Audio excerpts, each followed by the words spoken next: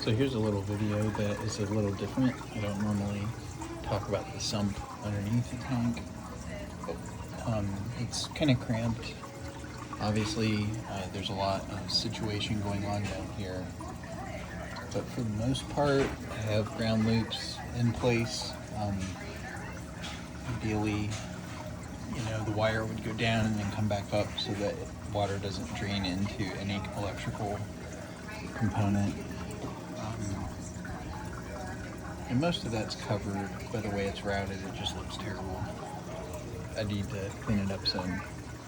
But basically how this works is that there are two tanks that are connected by tubing and holes that are drilled. So out the top back of the tank, there's two holes that are drilled, and these two tubes connect.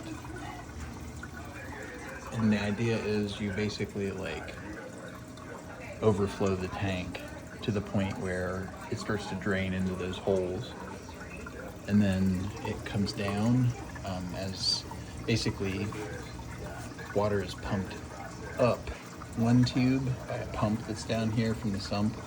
So the water goes up and comes out that hole, which causes the tank to overfill, but it doesn't ever overfill because it goes back to those two drilled holes, comes back down.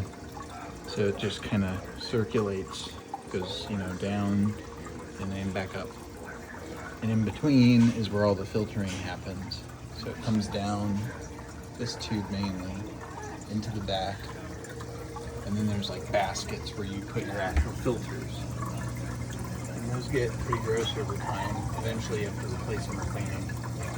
You can usually clean them in a washing machine. And then water kind of goes through a tunnel, kind of drips down here. This is called a protein skimmer, and it basically creates suds that make the protein, and the protein is it's poop, it's food, it's waste, collects in that cup, and you eventually have to dump it and clean it out.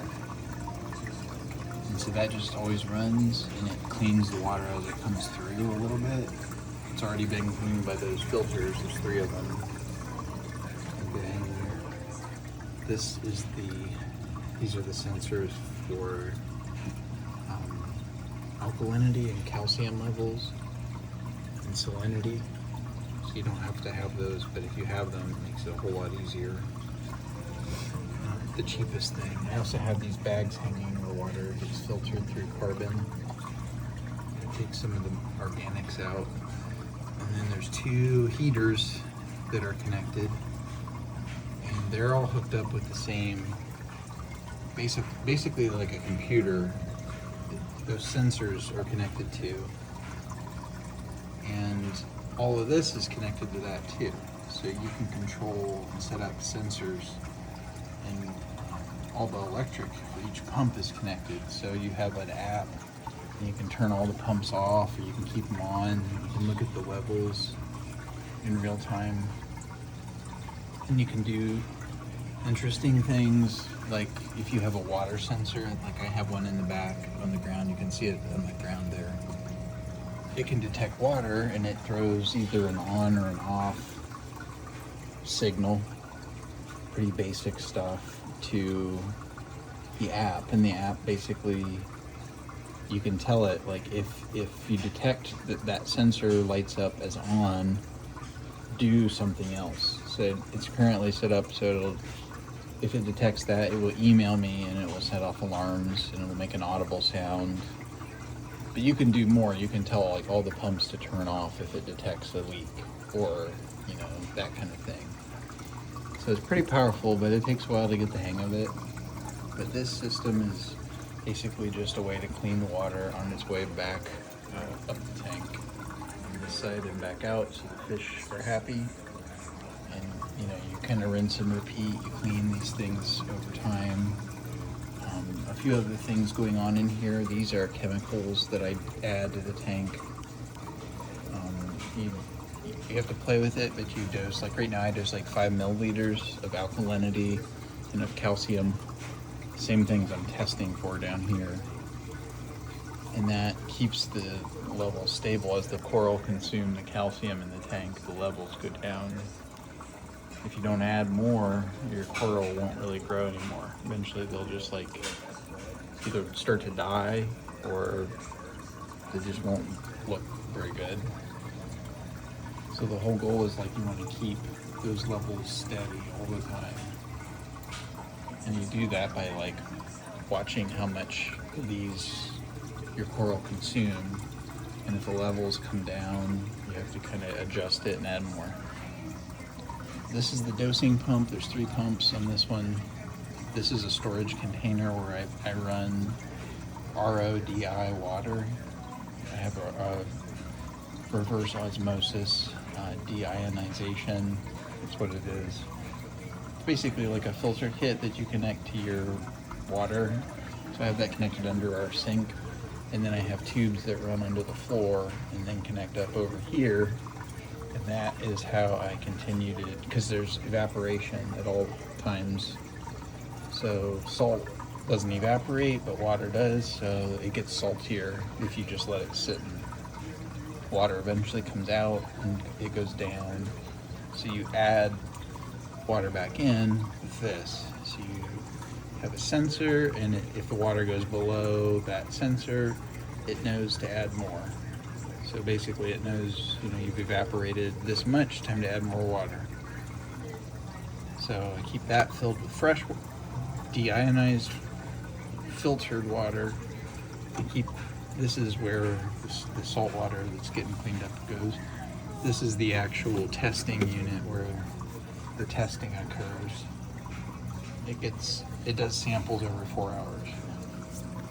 It has like a trash container for its waste where the tested water goes. It's just a cheapo bottle. And then all these things are pump connectors or water sensors that are all connected to the same vendor. It's all connected to GCFI, protected circuit breakers, because salt water, you don't want any chances. And the only other thing is this thing I didn't talk about, that is connected to the air intake on this. And it removes, mostly for the winter, it keeps the pH high, and you want the pH high for coral growth, but you also want it, you have to offset carbon dioxide, I believe, in the house, if I remember right. So basically, carbon dioxide levels go up when the windows are closed. When carbon dioxide levels go up, pH comes down. So this removes CO2 from the air as it goes into the tank, into the skimmer, and it basically encourages, I think, more airflow, and I could be wrong about that, but it encourages the pH to go up. So basically by adding that, you raise the pH, but it does expire. There's media inside. It's like little gravelly things that the air goes through, and that's how that happens, but it goes bad, so you have to change it. So that's why it's basically air comes through there and it gets kind of filtered. And all of that keeps these guys happy. And I am very happy to have them too. And this guy. He's massive.